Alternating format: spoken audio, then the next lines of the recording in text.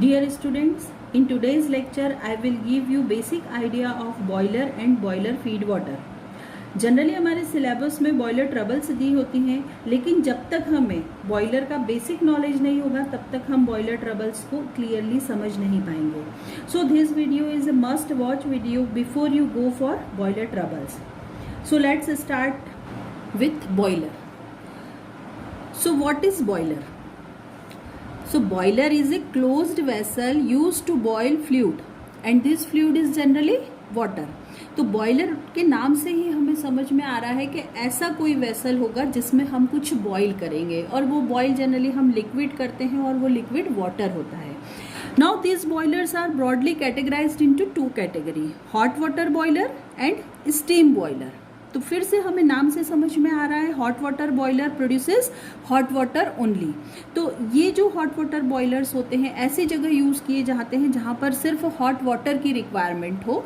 तो इसका एक छोटा रूप हम हमारे घरों में गीज़र के फॉर्म में देखते हैं. ठीक, उसके बाद हम देखते हैं स्टीम बॉयलर. तो steam boilers are used to produce steam. तो ये स्टीम प्रोडक्शन के लिए यूज़ किया जाता है और जनरली इंडस्ट्रीज में स्टीम बॉयलर यूज़ किए जाते हैं. अब ये जो स्टीम बॉयलर्स है they are again of two types, water tube boiler and fire tube boiler. वैसे बॉयलर का क्लासिफिकेशन बहुत वाइड है, बहुत सारे टाइप के बॉयलर्स होते हैं, लेकिन हमें इतना डिटेल नहीं चाहिए. हमें सिर्फ एक बेसिक नॉलेज गेन करना है, तो इसलिए हम सिर्फ एक ब्रॉड क्लासिफिकेशन यहाँ पर देख रहे हैं. So there are two types of steam boilers, water tube boiler and fire tube boiler. Now I will show you figure for this two boilers. So this is water tube boiler. तो जैसा मैंने आपको बताया था कि boiler एक closed vessel होता है. So this is the outer shell of boiler और इसमें कुछ ट्यूब्स होती हैं इस तरह से. तो जब हम बात कर रहे हैं वाटर ट्यूब बॉयलर की, इसका मतलब इन ट्यूब्स में वाटर होगा और इन वाटर को हीट करने के लिए हम फ्यूल को बर्न करेंगे outside this tubes. In tubes के बाहर ये जो फ्यूल बर्न होगा उससे इन वाटर ट्यूब्स की हीटिंग होगी और ये वाटर बॉयल होगा, इसीलिए इसे हम बोल रहे हैं वाटर ट्यूब बॉयलर. तो इस फिगर से हम बिल्कुल क्लियरली देख सकते हैं कि ये हमने ट्यूब्स बताई हैं, इनमें हमने वाटर फिलअप किया हुआ है. ये वाटर टैंक रहेगा इसका, ये वाटर इनलेट है and this is the outlet for steam. यहाँ पर हमने फ्यूल पंप दिया हुआ है, यहाँ से फ्यूल का इनलेट होगा, उसका कंबशन होगा और इस पूरे शेल में जो रेड कलर का आपको दिख रहा है उसमें हीटिंग होगी. इस हीट के थ्रू ये वाटर यहाँ पर बॉयल होगा और स्टीम जनरेट होगी. यहाँ से जो स्टीम प्रोड्यूस होगी वो अपर पार्ट में आएगी और अपर पार्ट से फिर हमें स्टीम आउटलेट पर मिल जाएगी. तो ये एक सिस्टम होता है वाटर ट्यूब बॉयलर. उसके बाद दूसरा सिस्टम होता है fire tube boiler. So this is the fire tube boiler. Again एक क्लोज्ड वेसल है ये, यहाँ पर भी कुछ ट्यूब सिस्टम दिया हुआ है. इस फायर ट्यूब बॉयलर में आउटर शेल जो रहेगा उसमें वाटर फिलअप रहेगा और फ्यूल का कंबशन ट्यूब्स में होगा. तो यहाँ से फ्यूल पंप के थ्रू फ्यूल इनलेट होगा, यहाँ पर उसका कंबशन होगा, ह्यूज अमाउंट में हीट जनरेट होगी और वो हीट यहाँ पर इन ट्यूब्स में फ्लो होती है. कंबशन के थ्रू जो गैसेस निकलेंगी उसमें भी बहुत ज़्यादा हीट कंटेंट होता है, तो वो सारी गैसेस यहाँ पर मूव करेंगी ट्यूब्स में और ये फिर फाइनल एग्जॉस्ट रहेगा. तो जो फ्यूल का कंबशन होगा उससे हीट जनरेट होगी और ये वाटर बॉयल होगा जो कि आउटर शेल में प्रेजेंट है आउटसाइड दिस ट्यूब्स. तो अब यहाँ पर स्टीम फिर से अपर पार्ट में हमें मिल जाएगी और उसे हम कलेक्ट कर लेंगे and this is the outlet for exhaust gases. तो अब हमने देखा है कि बॉयलर में वाटर होता है and this water is heated and this heated water produce steam. ये स्टीम प्रोड्यूस करता है. अब यहाँ से जो हमें स्टीम मिलता है, जो नॉर्मली हम बॉयलर में वाटर बॉईल कर रहे हैं और स्टीम प्रोड्यूस हो रहा है, this is known as saturated steam. इसे बोला जाता है सैचुरेटेड स्टीम और this is wet steam. It contain steam as well as liquid water तो यहाँ से जो सैचुरेटेड स्टीम मिला है ये वेट स्टीम होता है, इसमें मॉइस्चर भी होता है और स्टीम मतलब गैसियस फॉर्म ऑफ वाटर, तो दोनों को एग्जिस्ट करते हैं सेम स्पेस में। ये जो सैचुरेटेड स्टीम है this is generally used for heating applications. Industries में जब भी हीटिंग एप्लीकेशंस हमें करना होते हैं, किसी भी चीज़ को हीट करना है, तो उस कंडीशन में हम सैचुरेटेड स्टीम यूज़ करते हैं। तो जनरली फूड इंडस्ट्री में, बीवरेज इंडस्ट्री में, ऐसी इंडस्ट्री जहाँ हीटिंग एप्लीकेशन से ज़्यादा यूज़ की जाते हैं उस कंडीशन में सैचुरेटेड स्टीम यूज़ की जाती है। अब हम बात करें कि पावर प्लांट्स की, तो पावर प्लांट्स में जो स्टीम यूज़ की जाती है वो यूज़ की जाती है सुपर हीटेड स्टीम। तो यहाँ से जो सैचुरेटेड स्टीम है इसको हम फर्दर हीट करते हैं।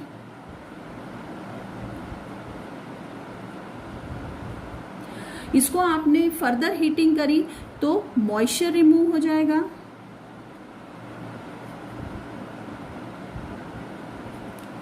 और जब मॉइस्चर रिमूव हो गया तो आपको क्या मिलेगी, ड्राई स्टीम और सुपर हीटेड स्टीम।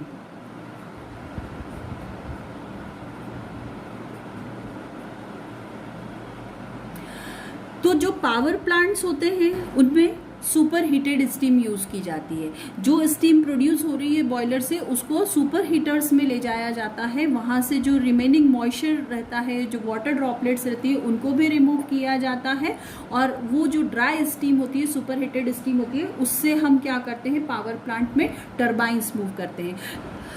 टरबाइंस के लिए सुपर हीटेड स्टीम ज़्यादा बेनिफिशियल होती है क्योंकि इसका एक तो एनर्जी कंटेंट बहुत ज़्यादा होता है और ये जो एनर्जी कंटेंट होता है इसको यूजफुल वर्क में कन्वर्ट किया जा सकता है। तो जब हम टरबाइन मूव कर रहे हैं स्टीम के थ्रू, मतलब हम एनर्जी को वर्क में कन्वर्ट कर रहे हैं, तो इस वजह से क्या होता है, इस सुपर हीटेड स्टीम यूज़ की जाती है पावर प्लांट्स में।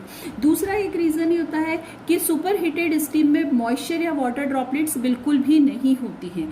तो जब टरबाइंस मूव करती हैं तो उस समय फोर्स की कंडीशन, जो वहाँ पर फोर्सेस लगते हैं वो कुछ इस तरह से होते हैं कि अगर स्मॉल वाटर ड्रॉपलेट्स भी उस कंडीशन में टरबाइन पर मूव करती है तो it can break turbine blade, तो एक बहुत बड़ा डैमेज हो सकता है। तो इसीलिए पावर प्लांट्स में generally super heated steam use की जाती है। इसके अलावा कुछ ड्राइंग कंडीशंस होती हैं, जैसे पेपर ड्राई करना है या इस तरह की कुछ काम करना है, तब भी सुपर हीटेड स्टीम यूज़ की जाती है।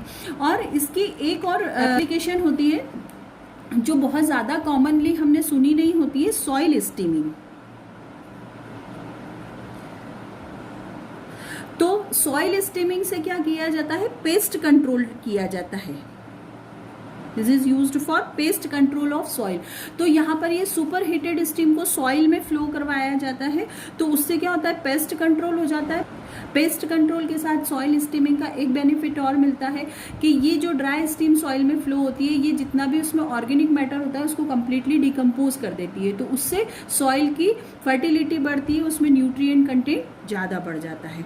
तो इस तरह से हमने देखा है कि हम बॉयलर के थ्रू सैचुरेटेड स्टीम भी ले सकते हैं और उसी स्टीम को सुपर हीटर से फर्दर हीट करके हम सुपर हीटेड स्टीम भी ले सकते हैं। फाइन। अब हम बात करेंगे जो बॉयलर में वाटर फीड कराया जाता है वो क्या होते हैं। तो देखिए, हम दो टर्मिनोलॉजी जनरली सुनने में आते हैं, एक होता है बॉयलर फीड वाटर और दूसरा होता है बॉयलर वाटर। इन दोनों में थोड़ा सा डिफरेंस होता है, वो डिफरेंस हम यहाँ पर समझते हैं।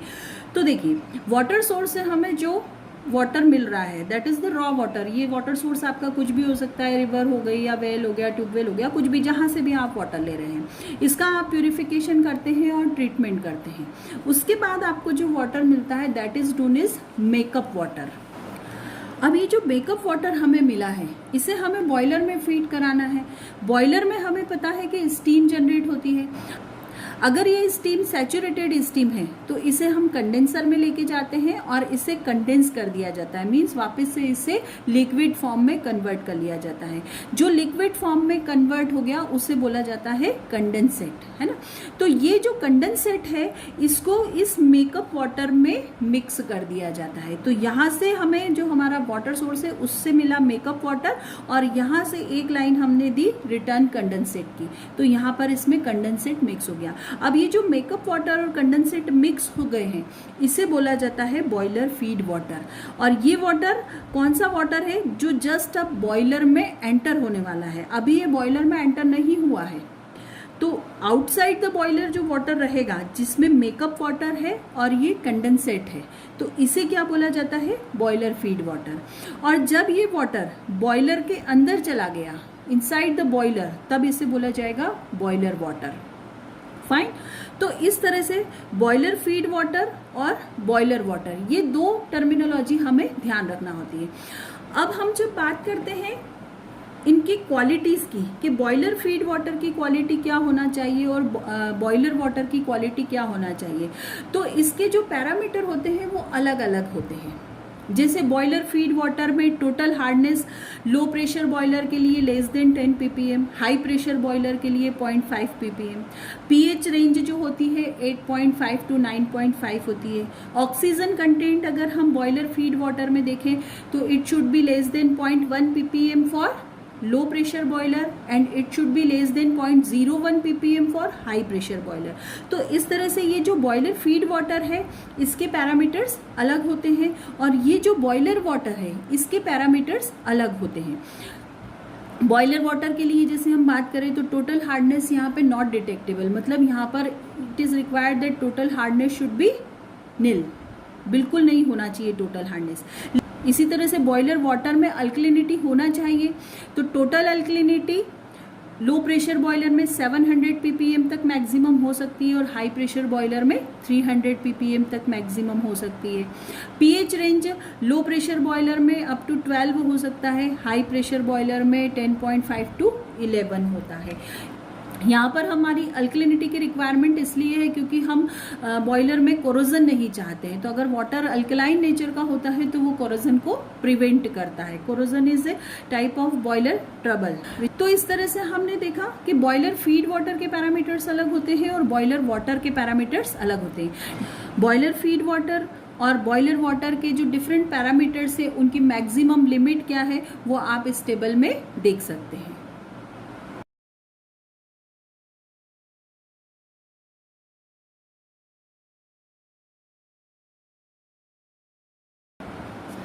अब हम बात करेंगे बॉयलर ट्रबल्स की।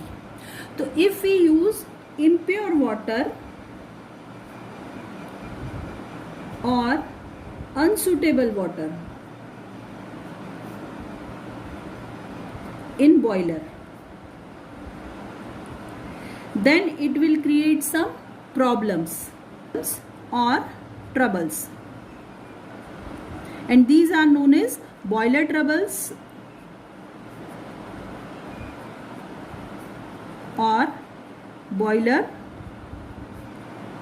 problems.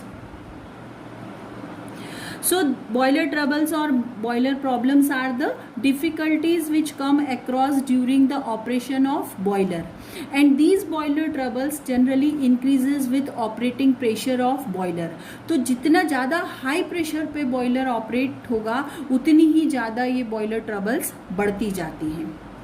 तो इन बॉयलर ट्रबल्स का मेन कॉज क्या है, यूज ऑफ इम्प्योर वाटर और यूज ऑफ अनसूटेबल वाटर। ऐसा वाटर जो कि बॉयलर के लिए सूटेबल नहीं है, जो पैरामीटर्स में मैक्सिमम लिमिट दी गई है, पैरामीटर्स की, हार्डनेस की, अल्कलिनिटी की, पीएच की, उस रेंज में ये वाटर नहीं है, तो वो वाटर क्या कहलाता है, unsuitable water.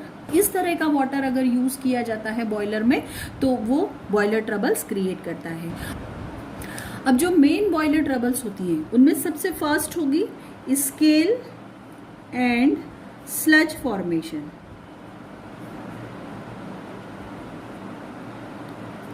Second one is the carry over. Third one is the priming and foaming. Fourth one is boiler corrosion.